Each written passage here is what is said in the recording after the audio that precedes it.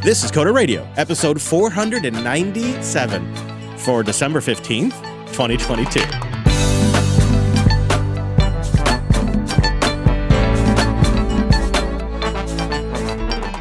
Hello, friend. Welcome into Jupiter Broadcasting's weekly talk show, taking a pragmatic look at the art and the business of software development and the world of technology.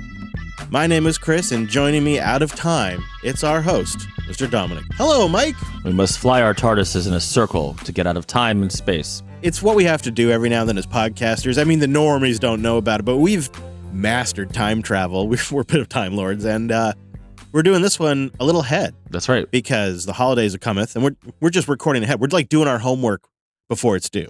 What? I thought we were edgelords, by the way. I thought an edgelord was something else, but that's not appropriate for this year. Or an edging lord. Tell you what. Sorry, that's different. You know what? We should start right off with a spicy one. I think we just go right into it. Liberty Person on Matrix asked about AI. He says, are you guys worried about the role AI will play soon now that it can code for you? Or will it be just another tool in your box? So, side note, ChatGPT can generate working automation configuration files and whatnot for like things like Home Assistant. It will spit out fully functional YAML that you can pop into Home Assistant, tweak a few of the variable names, and start using it.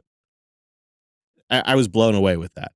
So he asks, is this going to replace people, or is this just another tool in their box? He says, I'm seriously concerned about it myself. I'm worried that I'll become very dependent on it in the long run. In the short run, I'm afraid that by the time I'm done building my distro and learn Rust, I'm going to be obsolete before I can even get in the job market. I feel that this year there have been slow leaks of seriously game-changing technologies. I don't know how the developer industry will pan out over the next few years. I wouldn't worry too much, right? There's always users breaking things. You'll always have work. It's a question of how much is this going to become part of your day-to-day tool set, right? Is this something you have to use for lack of... But a good example of this is like Docker. Right now, ironically, I'm seeing a little bit of like Docker backlash now. But for a while there, Docker was like the hotness and the default option. And, it would behoove anyone to learn it. I don't know. I wouldn't worry. See, I'm always a little kind of poo-poo on these. What's going to happen to the industry? Nothing. It's going to continue the way it has, right? Yeah. I mean, maybe you won't get free kombucha. Well, something's going to change. If you're in the VC world... for very disappointing, in my opinion, cultural reasons, the beer on tap is going away, but that might be my own hobbies. And for financial reasons, the kombucha is going away too, right? So you're not going to be as pampered, but... Oh, man. So I'm going to take the other side of this. All right, take it. I've been using Stable Diffusion on the regular. If you go to jupiter.tube, you can see where I think it actually is a great tooling for somebody like me. I basically need something that's like stock photography. I can't justify the subscription for just some stupid Jupiter.tube thumbnail or social media post, right? But if I can go into Stable Diffusion and within 5-10 minutes generate an image that works for me, that works for a blog post, works for Jupiter.tube, works for a social media post, and I can do that for free, as I get better at it too, I'm quicker to get to the results I want now. It's a powerful tool for me. I use it all the time now. And ChatGPT, since that has gone public, JB has used it every single day in the line of production because you can throw the show docs at it and it'll take a pass at generating the description. It'll take a pass at generating all the tags. You can also have it, look at the stories and it'll take a pass at generating the highlights of the story. Now, it's generally pretty worthless when it does that. However, it often extracts a few things that I'd have to go manually do anyways, dates, names, high-level observations.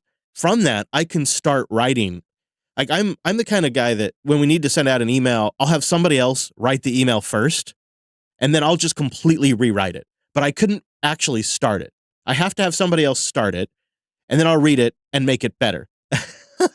And I don't mean that in like an arrogant way. I just mean that's just like sometimes, not always, but sometimes, I shouldn't hit it too hard, but I just need to get the creative juices flowing. I need something just to get the ball rolling, that first sentence written for me, and then I can write a book. In one sentence, you said hit it too hard, get the juices flowing and ball. I am showing admirable restraint, sir. Good job. So I was actually just talking to Wes about this last night. It is helping me scale this week because we're doing the double stuff, right? And it's all the shows for me. So it's a wild amount of work. I left my house at 5 a.m. and last night I got home around 9 p.m. I have to scrape my windshield when I leave in the morning, and I have to scrape my windshield before I go home at night, just for this whole week, right? So anything I can do to kind of like just do the repetitive stuff, like extracting all the tags for an episode, so powerful. And I could easily see myself becoming dependent on a tool like that. And if they let me self-host Chat GPT and I could run it here unlimited, I'd already be so far gone. I'd be helpless. Like, it's ridiculous how useful I find a tool like that. And what's remarkable about Chat GPT is it's kind of stupid and it's got a long way to go, but it's still better than Google search. It finds and correlates information way better than Google does, way better than the Alexa does, way better than the Google Assistant or Siri does. It's way ahead of them, and it makes those assistant tubes look like dummies. And now I'm not claiming that ChatGPT is going to make people lose their jobs, but I do think as it improves and it learns more and it gets more input because people are just shoving data into it like crazy, it's going to become a tool that we become dependent on. Much like we've said before, like spell check. I think when we said it's the new Clippy, when we were talking about Copilot a while ago, I think if you zoom out and apply it to AI in general, what big company like Microsoft isn't going to want to own something like ChatGPT and just bake it into their Office suite to be the next Grammarly? And I don't mean to undersell it, but I think if you start looking at it in these terms, I think then my version and your version come together, right? Like it is going to become a tool that we become dependent on that is integrated into a lot of our software, but it's going to be co-opted by the big tech companies that do all this stuff and just baked into their existing product line that's just a featurette. This, ultimately, I believe, ChatGPT is a feature, not a product. Well, the problem with ChatGPT, I don't remember the exact numbers, is they're burning cash for every single request you send them. And it's not insignificant cash, right? I don't know, but 10 years from now, don't you think something like this will exist and make sense? 100%. And I think it's just going to be Apple. And I think they'll eventually phase out their existing assistant products and go around something based on this. Oh, you're such an optimist. I think it's going to replace like the automated customer service when you call the bank, right? Or you call, insert big company here. Oh, totally. You're right. Customer service. It's not going to be like Siri or, yeah. Oh, and it's going to be both, man. Well, but I think I'll put it to you this way. My insane landlord, who is a giant private equity company, keeps having this problem where because they refuse to use people locally to either handle requests from either myself or the HOA, they hit these weird cases where their app is basically, and I say app loosely, it's an app, it's their system, right? Their internal system. Someone told me is basically a wizard, right? You have to click through. And if something doesn't cleanly fit into the buckets, they don't know how to categorize it. So what they do, the workers do, is they categorize it with whatever's close. But the contractors they hire won't do work unless it cleanly fits into a pre-approved, effectively a barcode, right? Like a UPC for what they pay. Of course, dude. Of course. So you end up in this insane loop where, and we had this 3 times so far in the last month. They send a dude out from, Joe's contracting company. He's like, hey, man, I'm Joe. What's the problem? I'm like, we got this letter from the HOA, but we didn't get it. The landlord sent it to us. Oh, wait, they want sod? Yeah, they didn't approve sod, so I can't do that. And there's no way to actually fix this problem. I mean, I feel like isn't ChatGPT going to be just the souped up, hopefully somewhat better extension of Invitations Home's little wizard, which, by the way, is BlackRock Capital, just so you guys know. I believe, so what we're seeing today with ChatGPT is an example of what this technology is capable of. That back-end technology will be built in to all of these tech companies' products. Like, okay, let's flip this around just for a second. If you think about it, isn't it strange that when you call Apple today, the phone isn't answered by Siri? Like Siri should be answering the phone at Apple support and responding to your questions and direct. No, she shouldn't. Well, you could see how from their perspective, right? From Apple's perspective, Siri is their voice. That's their brand. And that should be the person answering the phone. And when you call into Apple, you get your region-specific Siri, and she's capable of a lot of these things, but it's essentially being run by a GPT-3 AI backend. And it's the same Siri on your phone. She's like, the same cloud instances that are answering your phone questions are the ones that are answering the phone when you call in support. And it's the same one that's on your Mac, it's on your watch. I mean, we're eventually going to get there. I don't know. I kind of see this as more of a cost-cutting move, only because I think Apple would be afraid of the reputational risk of it being bad, right?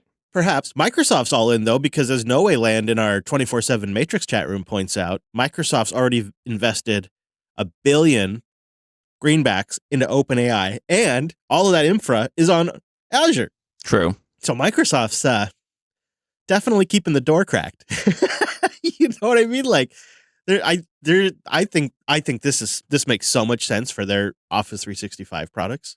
Well, yeah, all roads lead to Azure, right? We said that a couple of years ago, and it's still true. Speaking of which, Brock, who's been boosting in, talking about their .NET Azure shop, he followed up on Twitter. He said, we've been using Azure on and off for a decade with all our services. It's been incredible and stable. Like, maybe he wasn't the booster, I'm not sure, but he's an Azure user. He says it's power user oriented, which he likes a lot, with a focus on automation. The servers never fail when running Linux. Oh, and our Windows IIS servers, I have to nuke and pave every 6 months. No! Is that still a thing? Is that still a thing people are doing? Sounds really bad. I have not run a Windows server. It's got to be over a decade, maybe. I mean, it's been a very long time. Maybe a decade ago, I had clients. I think the last server version that I was actively using from Microsoft was, I mean, God, this is going to make me feel old, but I believe it was Server 2003, which was a good release. So, they just last a while. That's all. I'm not old. Linode.com/coder. Go there to get $100 in 60-day credit while you're checking out the development platform of choice. This is a great way to deploy tools to get your job done or host your infrastructure. Linode's what we use. It's our development environment, and we also use it for our production environment. And Linode is making it easier all the time for newbies or long-timers. For example, they have a one-click deployment for Mastodon. If you're thinking about joining the Federation, but you just have heard what a nightmare it is to set up and run a Mastodon server, and so it's slowing you down like it has for me, well, perhaps they're one-click deployments for us. Now, one-click, I don't know if you can really truly call it that, because one of the nice things it'll do is it'll ask you some of the necessary questions you need to set up a Masto. And you just fill out that information, then you hit deploy, and it's up and running. And Linode has 11 data centers around the world today, and they're bringing on a dozen more next year, so there's always something near you or your end users. They started in 2003 as one of the very first companies in cloud computing, and now I think they've built the best platform developers. Great performance, great support, great infrastructure. You have a good range of hardware configurations, so you can really nail that price-to-performance ratio. And their mission has been laser-focused this entire time.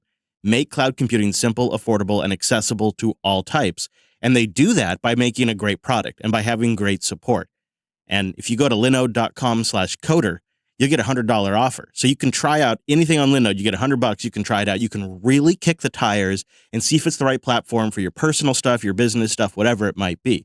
You can experiment with the Mastodon instance. You can experiment with a GitLab deployment. It's a great opportunity to learn, too. That $100 it's kind of like a free class ticket, isn't it? It's kind of like a free opportunity. You just have to go take advantage of it and use your imagination. That's a great way to support the show, too. From development tools to game servers, Linode makes it easy to get started in just a few clicks. And of course, I'm always super appreciative of their S3-compatible object storage. That's been a lifesaver for us, especially for our Nextcloud and PeerTube instances and for backups. The systems here at the studio back up to Linode's S3-compatible object storage. They just have so many features. That's why you get the $100. You can go try it and see what I've been talking about. Linode.com/coder. One more time to support the show. You go to linode.com/coder. All right, so Apple has made a ton of news since we got together on Monday. And we actually just published Coder Radio like 24 hours ago as we're recording. But in that time, Apple is reportedly preparing to allow third-party app stores on their internet phone platform. This is coming from your buddy over at Bloomberg, and The Verge also picked it up. And the plans are reportedly being spurred on by the EU's Digital Markets Act. We've talked about DMA on the show before, which is meant to, quote, enact rules for digital gatekeepers, which Apple and Google would be considered, to ensure open markets. So disappointing. Didn't they know that we have a clip for them whenever the EU calls, that we are prepared for this exact scenario? She curses in that, The EU. It's okay when it's the EU, because you know what? If you couldn't keep England, that's right. That's right. I'm making Brexit jokes again. And that's true. We do favor. Yeah, no. You know what? Let's not joke about this because people get so upset. We're just kidding. You want me to Brexit this topic? Is that what you're saying? But I do like the UK better. I mean, no. The only thing that's like not great in the UK is food is weirdly expensive, right? Like I don't and bad. You know how I know it's bad? And I mean, no offense to my buddies who come to visit, but lots of offense. You damn wankers. Well, but they know this is true. They will not deny it. When they come here, what I consider to be like low end bad food, and I'm not even S-ing you, is like some of the best food they've ever had. Chris is taking our British host to Chili's, and they're thrilled. He's like, no, worse than Chili's, dude. Mod pizza. Oh, that sucks. Wow, really? The British guys get over here and they can't stop raving about Mod Pizza. Like, I want to take them to like really good, a family-owned pizza restaurant that's been around for 30 years, survived just on the merits of their fantastic, incredible pizza, passed down recipe through the family over generations. And they're like, but we really want to go to Mod Pizza. That's incredible pizza. And we know we like Mod Pizza. And Subway, like... See, now I want them to come here, and I'll take them to, like, Hungry Howie's, see what happens. Anyways, so the EU has these schedules of how this stuff goes into effect. Some of them are in effect by March 6, 2024, the one that affects the App Store stuff. Also in here, however, there is a bit about how messaging services need to be interoperable with other services. It's part of the conditions. And it looks like Find My Network would need to be compatible with services like Tile as well. So basically coming in and busting up all of the platform advantages. I'm always a little torn on this. There seems to be, some good in this. An ability to install third-party apps outside the App Store would be, I think, a huge improvement for the ecosystem. However, it looks like Apple is considering charging a fee to do so, either to the developer or I'm not sure. How likely do you think any of this is? Do you think there's some way they're going to get out of this? I'm sorry. I just wasn't listening because I think the bots just did our job. Look at Element. Okay. All right. What do we have in there? This is Coda. This is apparently GTP chat. This is Coda Radio. Hello, friend, and welcome into Jupiter Broadcasting's We Leak Talk Show. We're here to talk about all things tech, code, and Magic the Gathering. I may have made a minor edit. From third-party app stores to fast API, we keep it fresh and never whack, yo. Are we in 80s? Are we Will Smith? We are little 80s. Yeah, yo. We keep it fresh, yo, and we never whack. Well, you know what? You know what's not 80s? Getting your 30%. No, that's very 80s, actually. Getting your 30%.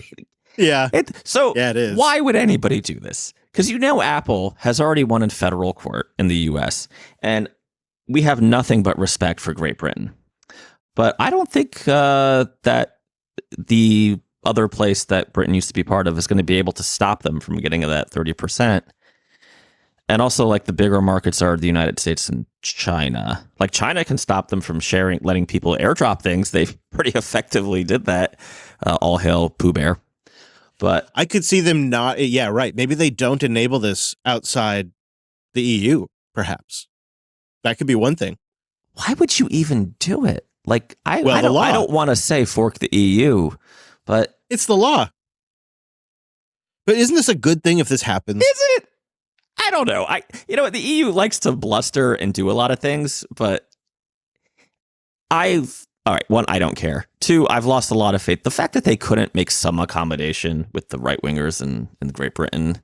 Okay, all right, well, let me flip it around. What if it was still coming from the U.S.? What if it was, we can't do law anything. Going... We are 85 years old. We have erectile dysfunction, and we've been drinking all day, okay? But I'm just trying to get to the nut of the matter, which is we never get to nut. This is Congress. Never get there. There's no market heavyweight strong enough to force Apple to open up side loading. They're never going to do it. Yes, there is. His name is Xi Jinping. If you send him a picture of Winnie the Pooh, he will have you killed. That is the only one. But he's not going to make Apple. open up the App Store like that. No, he loves centralized control. He's like, yeah, I'm down. That's what I'm saying. There's no free market force that'll ever force Apple to do this. So it almost feels like it's going to take a state actor. And as you just said, we have a bunch of geriatrics who can't even figure. I'm like, oh my God, I watched a 4-hour Senate hearing yesterday and it ruined my day. It was so bad. I really regret it. But incompetence does not begin to describe. Well, they're senile. I mean, come on. So they're incapable, right? So it takes somebody. If there's not going to be a free market actor, it's going to take a state actor, and it's not going to be the U.S. Congress. So it seems like it's going to have to be EU or the UK. It's going to have to be some other large Western nation where Apple wants to make a lot of money, or it's going to have to be China, but that's never going to happen. Well, the thing about China is China usually doesn't do stuff, but when they do it, they come in. I mean, remember Jack Ma? Right, when China decides they don't like something, they really don't like it, and they handle that. I'm not saying that's good. I'm just saying, in terms of effectiveness. The EU, what are they going to do? They make a bunch of bluster. They talk about these principles, and then they end up settling for something much less, right? No matter what, Apple's getting their 30%. Yeah, I could see this being fought for years, and then years down the road, it basically Apple agrees to a monthly fine or a yearly fine, and they just write it off as an expense to operate the App Store. This is like the dumbest thing. Like, I don't know, we tend to get too much into politics, but if you think about problems the EU might have, iOS App Store, that's where we're going. Who cares? And I also don't like the App Store policies. I think this is maybe just more about dominating. It's a little bit about establishing power, perhaps. Well, they also like to bitch slap American companies, right? So, So they're not going to love this, but Apple has announced they're rolling out true end-to-end encryption. Optionally, won't be on by default. Not going to happen. For your iCloud photos, notes, backups, and more. Nope. What do you mean nope? It's like it's in beta. It's like going to happen. What are you talking about, nope? Show me Xi Jinping. Unless it just doesn't happen in China. Perhaps. You have to embrace in your heart. Right, the first step is that China is now the most important country in the world. I think this is a theory which is correct. I think if you use this worldview from if you're looking at it from the perspective of a large multinational corporation like Apple, not from our perspective, but from like Apple's. Right, it's the growth market, and frankly, it would still be the United States if we could get somebody under the age of 72 into Congress, but we can't. So. I don't know why we can't. Oh, well, crazy ladies with guns, we can. We can do that, but that's about it. See, Chris, I'm overcorrecting for your apparent right-wing alt-rightness that we got emailed about. Oh, yeah. So now we're going to get the other side, right? Yeah, I said the key words. I mean, I think they're doing it. I don't know. Maybe they will region lock it, but it's starting with iOS 16.2, iPad 16.2, and macOS 13.1, which is in beta.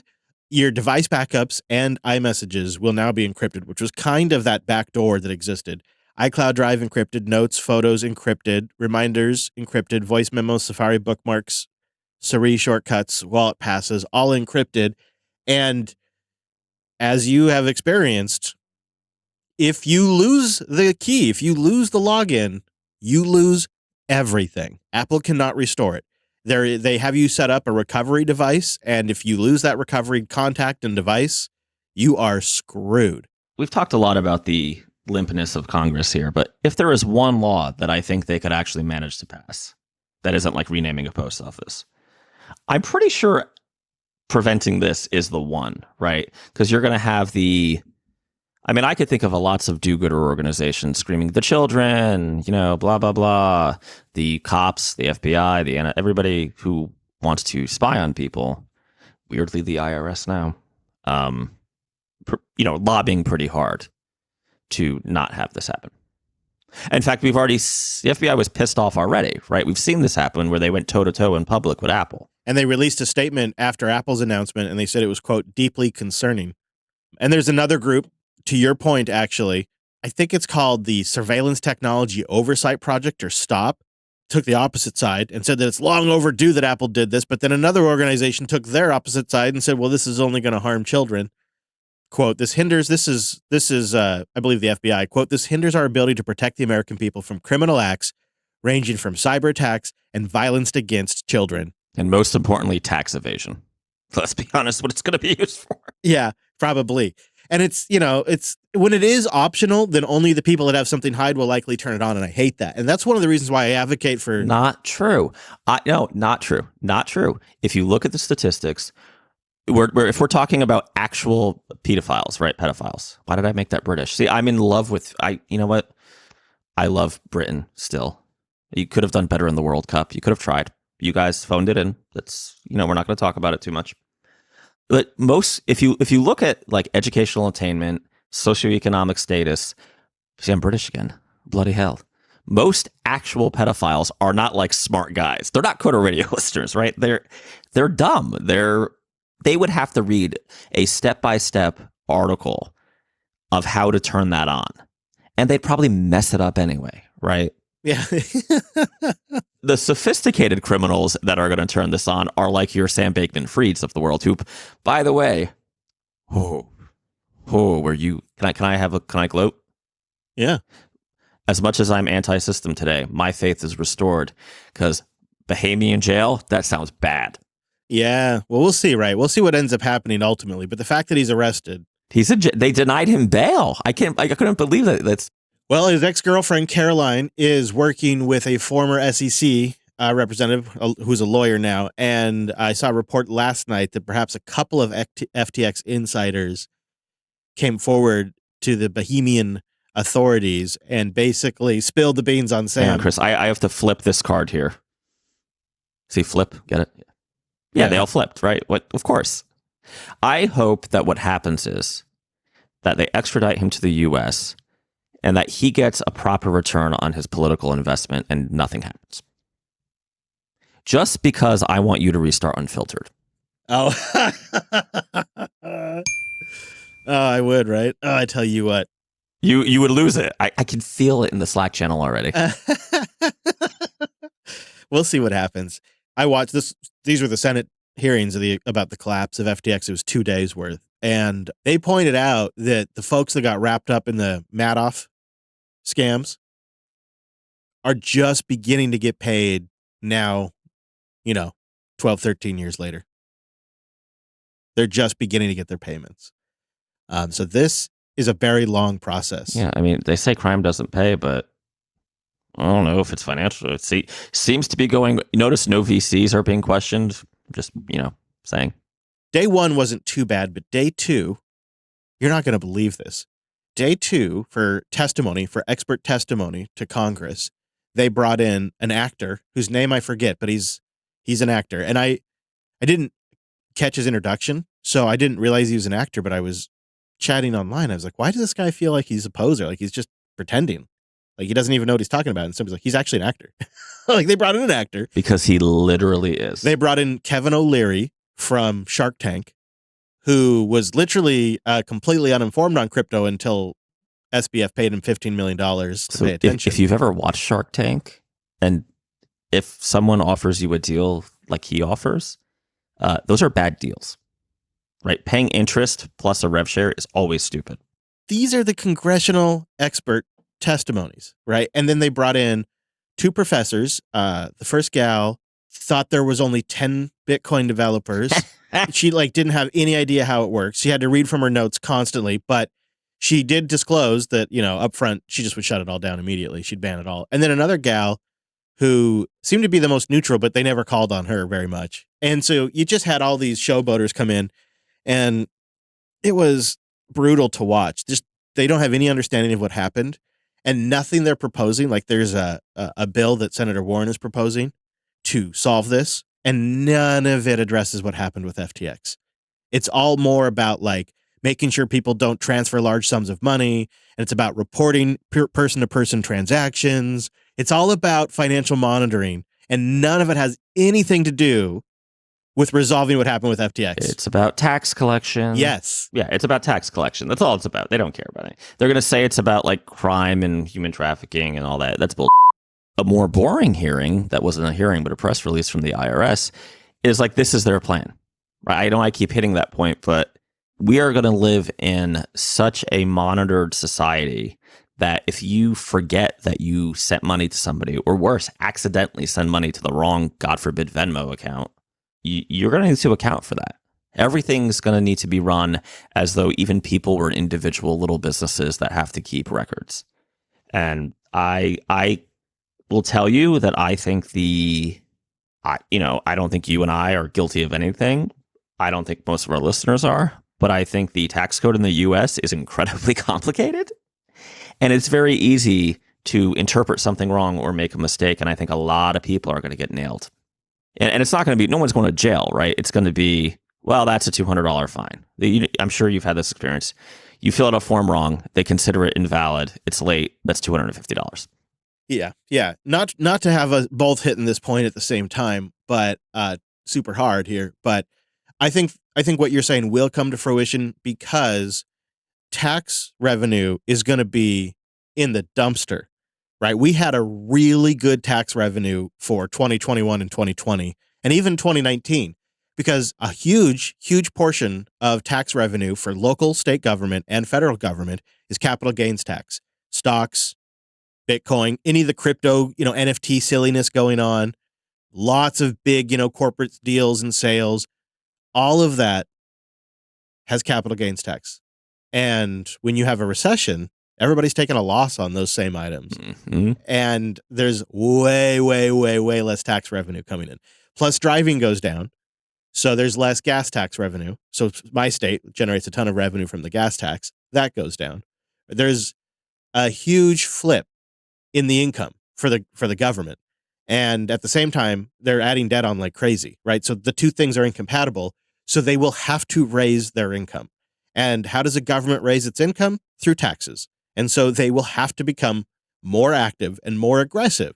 And that's how they'll raise revenue is by tax enforcement. And it's not a conspiracy. That's literally what the Biden administration said the plan is.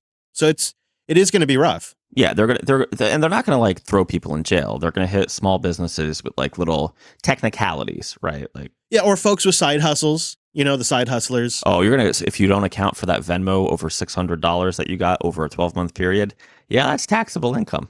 Yeah, it's not just going to be Venmo too. It's PayPal. It's any of them, right? I'm using Venmo, but yeah. So anything that looks like it's any kind of payment for goods or services, anything like that is going to get automatically analyzed and scrutinized. And could get you flagged. Right. And it's not going to be about like persecuting the people. It's going to be about getting that sweet $200 fine. Right. That's just all it is. So. Tailscale.com/coder. Go there to get a free personal account for 20 devices when you go to tailscale.com/coder. And it's a great way to support the show and check out a zero config mesh VPN that you can get going in minutes. It's powerful that way. It's so powerful. It's so powerful. And they keep adding great features. So my devices, they all connect directly to each other on a mesh WireGuard flat network. And it's fantastic. Doesn't matter if I'm behind a carrier grade NAT. Doesn't matter if I've got firewall rules in between me. Doesn't matter what kind of network setup. Tailscale is super smart about finding each other. And then they build that mesh network and then they send the traffic directly to each other. Man, that makes things really simple because you start with just, okay, this is an always on network that I have, and only the traffic that's supposed to go to that network routes there. But then you can start layering things on top of it. Like I've deployed Nextcloud exclusively in my Tailscale network. And Tailscale is also rolling out new features like quick user switching. So now I can have a work Tailscale network and a personal Tailscale network, and I can switch on the fly without having to re-authenticate anymore. It's awesome. And they're also rolling out a new ability for you to control the keys. So you can verify that all of the key management is on the up and up. If you want to take that responsibility away from Tailscale, they're rolling that feature out now. Tailnet Lock. And if you go to their website, they'll have a white paper published. Of course, you can check their Twitter account too. And they've also recently announced funnels. They're really on fire. They're moving so fast, building so many great features, and they do it with a fantastic base. If you read their blog, and I've talked to their founder. You can find the interview in the archives of Linux Unplugged. There's a real smart approach where they've built this super solid base, this really intelligent network layout, and now they can just build things on top of that foundation. They have their layer one, and now they're adding on top of that. And as a user, all the stuff I can opt into or not, it's really simple. It's not overwhelming at all. It starts with just simple mesh networking. And then you get things like Tailscale Send, which is like AirDrop for all your devices, or Tailscale SSH, or now Tailnet Lock. and of course Funnel and quick user switching. I'm such a happy Tailscale user. And you can get it for free, not for a limited time, just get it for free for up to 20 devices when you go to tailscale.com/coder. It's a great way to up your networking game, get a fantastic VPN that you're going to use for years, and support the show. tailscale.com/coder. Well, it was all going so well until the FTC stepped in, and they're suing to block Microsoft's acquisition of Activision Blizzard. The Federal Trade Commission voted in 3-1 in favor of a complaint against Microsoft's planned $68.7 million acquisition. And I think this is going to have huge fight written all over it. This is the insanest case they could have picked, but... You think so? Okay, all right. So tell me why. Tell me why. It's a stupid. Sorry, my European friends who we love and respect. Great Britain. Joking. Loving you guys. French wine's good. You have to define the market. And the market is going to be video games, because that's the market, right? It's pretty obvious on its face. And Microsoft is not, nor will they be after this, a monopolist in video games. A company who apparently doesn't want to tell you this, but we've seen in court documents, is one of the largest companies in video games. It's called Apple, right? And Nintendo still exists. First of all, if you're an Activision Blizzard fan and you think it's good that Microsoft not buy them, do I have some articles for you to read? Because it's just going to get worse. I think about it like this. How will the consumer be affected if Microsoft merges with Activision? What I foresee happening is Microsoft adds a whole new suite of licensed games to the Xbox streaming service, which is like $9 a month. And I doubt they'll raise the price. So it actually is going to make prices lower. It's going to make things more available for consumers. And I agree with you. Sony is huge. People don't, I think, fully grasp the size of Sony and Nintendo, especially in the console space. And this is kind of a console forward service that Microsoft's dealing with here. And then on top of that, what we realized immediately after the acquisition was announced is that there was a real internal rot going on at Activision. And they were really going off the wheels. It was falling apart over there. Microsoft coming in, bringing that corporate maturity, bringing that corporate structure, while being perhaps a little incompatible with some folks, is probably an antidote they needed.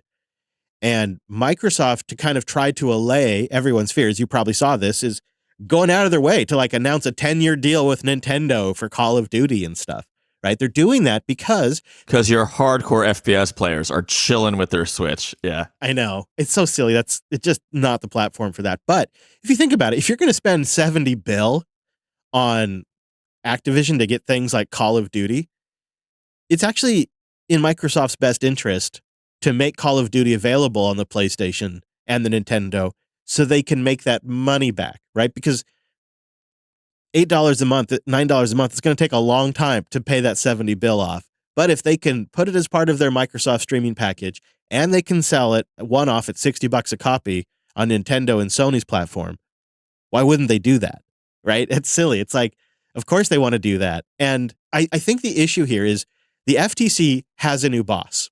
Elena Khan, yeah. And she has a kind of a philosophical driven approach to governing the FTC. And her philosophy is, if it looks like something could become a problem at some point down the road, let's act today. And I think you could make an argument for that. I can see that logic there. The issue is I don't think those dynamics are quite playing out here. I mean, but perhaps her argument is right, and that's why she's taking this action, but it seems like a really dramatic step on what might be an issue, instead of dealing with what the issue is in the marketplace today. Okay, so there's so much to unpack here, right? So one, Microsoft's issue has nothing to do with Sony, Activision, or Nintendo, right? Nintendo basically makes a machine to play their own games. And we keep giving them money because their games are very, very good. Microsoft doesn't care what console you're playing on. They might temporarily care, but their real problem is a little-known company called Comcast. Right? That's what's screwing them over. Comcast and Apple. Comcast because unbelievably, internet access is horrible in the US. This is where the EU beats us. And The Verge just did a thing, my favorite website, where they were comparing American internet high-speed bills to foreign ones. And God damn it, I'm moving to South Korea. Like, what the hell? It's double the price for a third of the service in most cases. I know it. Yeah. So that's like the problem with Game Pass, right? And Microsoft themselves every year comes out with an internet connectivity report, they call it. And they're just bitching and moaning to the government, and the government just won't take their blue pill and do something, right? So it's just not a thing. Their product is held back by the infrastructure in the States for internet, for sure. Right. Unfortunately, we're turning into The Verge here because a lot of this stuff is so large that it actually requires the state to do something. And they can't do anything other than collect taxes and throw people in jail, right? Like, if only somebody could figure out how to engineer a company that can build relaunchable rockets and then could deploy low orbit satellites at scale and just build out a new internet infrastructure. But, nobody's ever seemed to be able to do that. So I think that's not going to happen. Or you could just like not allow the telco monopolies, right? Like, I guess they're not technically monopolies, but isn't it strange how they all base their prices based on how much competition they have in your neighborhood? It's a little weird, right?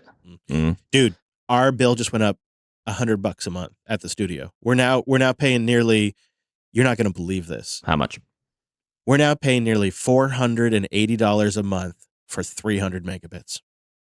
See, luckily for me, where I live outside of Tampa, there is competition, and I pay 500 by 500, $70 a month. Oh God, we're looking to what we can do. But anyways, I have two thoughts, and one I'll just toss away short aside so we don't get into the politics of it. But this is pitting the Microsoft company and their lobbyists against the Biden administration.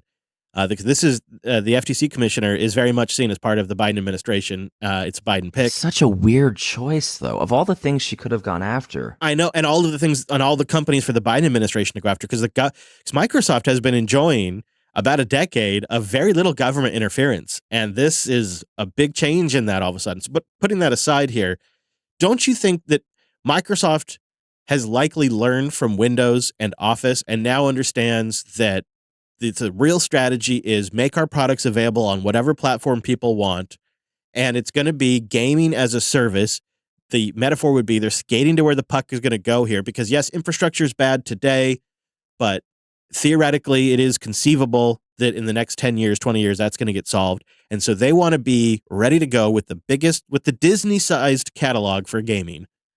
And they're going to do it at $9 a pop. I don't see what the FTC's case is here. I don't think they have one, because Microsoft can point to the governance of Activision, Microsoft can point to the market dominance of Sony, and they can point to what you just said, the ISP situation. Like, they can, in this particular situation, they can use that to their advantage and argue it's not even capable of becoming a market dominant player with the state of the broadband situation. Like, they can actually use that as an argument to their advantage right now in arguing against the FTC.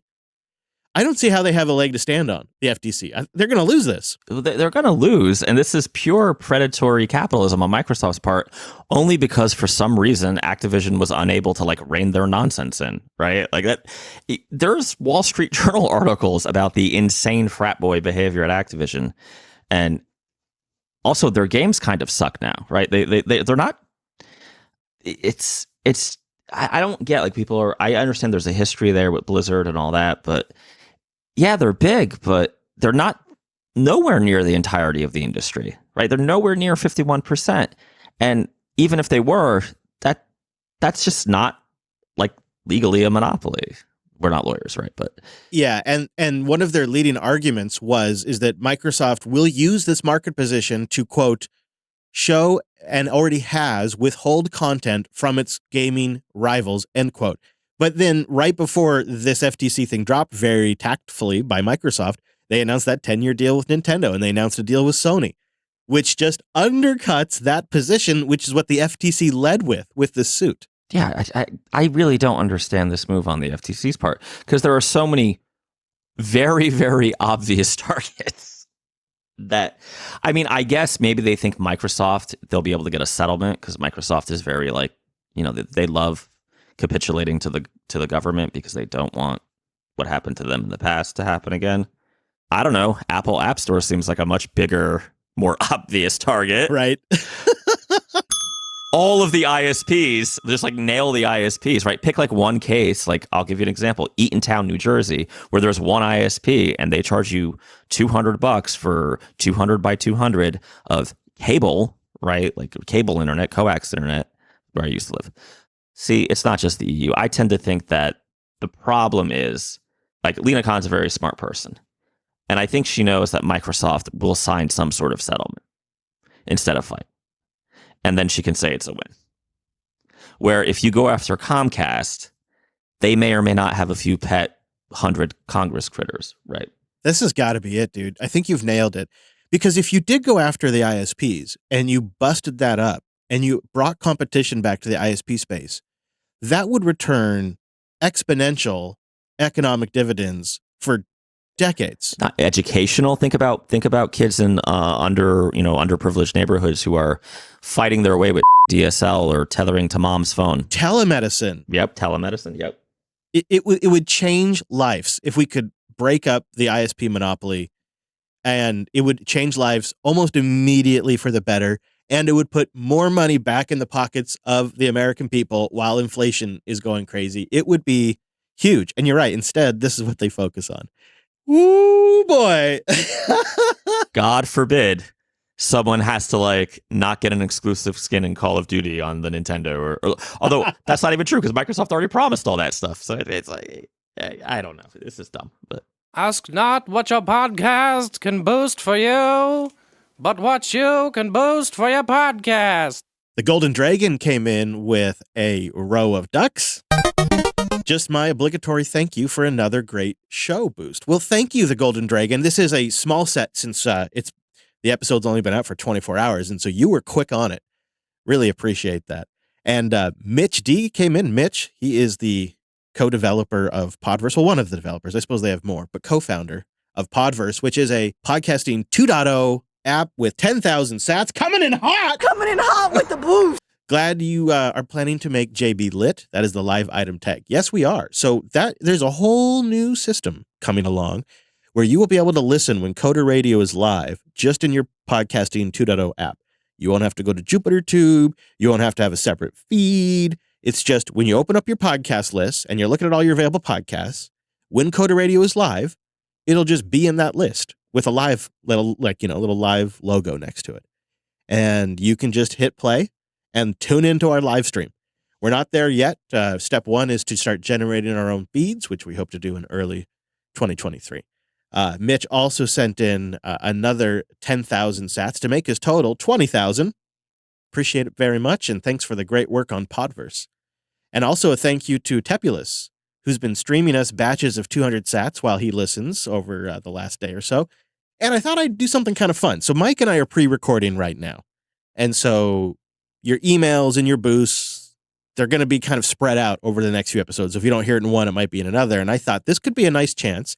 If you'd like to send us a row of holiday bells and get, I'll batch up all of the holiday well-wish boosts. You can do a row of bells, which is 4 8s, 88, 88. Nice little row of bells. And then I'll batch all of the holiday boost messages, or New Year's too, because we'll probably get to those in the first episode of the new year all together. So send in a row of bells by doing 8888 with your holiday best wishes and New Year's predictions as well. Toss those in there and we'll put them all together.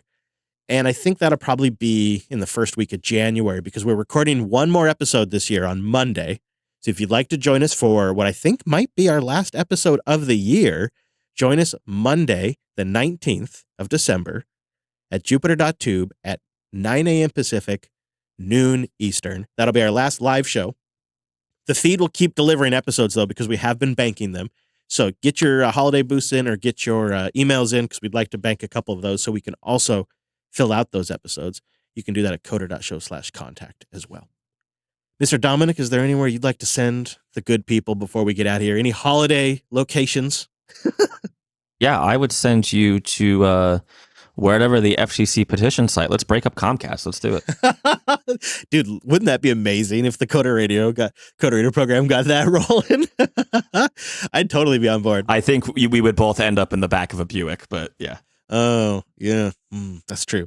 Neither one of us are suicidal. So if we disappear, Yeah, if I die in Arkansas in particular, it wasn't self-imposed. Yeah. speaking of the end of the year, I should mention our last Coderly of the year went out. So if you're a member, if you're a coderqa.co member, be sure to get that in your downloads area, or it'll be in your ad-free feed. That's a perk we give our members.